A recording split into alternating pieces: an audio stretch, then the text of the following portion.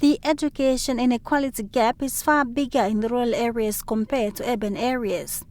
Children living in rural areas are worse off due to the distances they have to walk to schools, while others stay at home due to cultural practices or just taking care of the daily chores.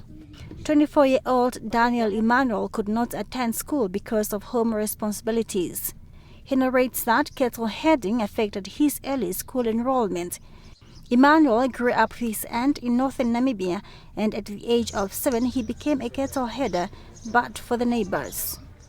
I've been a cattle herder.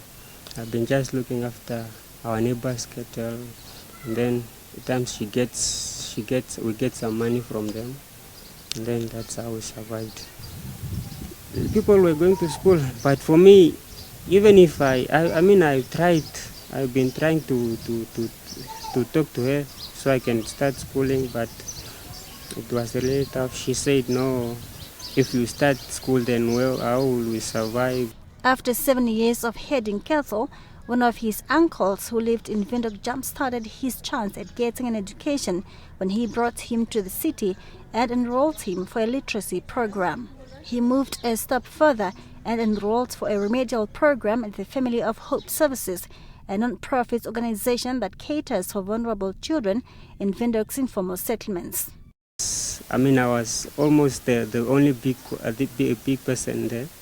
So now me myself seeing myself around the small children who are around 12, 13 there, 10, while I'm 14, and my height, it was a bit discouraging. At the age of 17, he finally registered for high school in grade 8 and pushed through up to completing grade 12. Today, he is on his own and pursuing his studies at a local institution registered for a course that is not far from his childhood background. And then there I registered for a certificate in counseling. That's now what I'm currently doing. And the reason why I registered for that course is basically because from childhood I've always wanted to be a social worker. And he is on a mission to shape the lives of the little ones at the Family of Hope Services, of whom some come from broken households.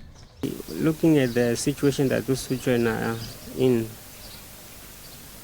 it brings some emotion. Some of them have gone through the same process that I went through, and I know it's hard. They are in the same shoes that I have been through. Without school, rural boys and girls who miss out on education opportunities are likely to be the poor of tomorrow, and this is a situation Emmanuel wants to change for the benefit of the new generation.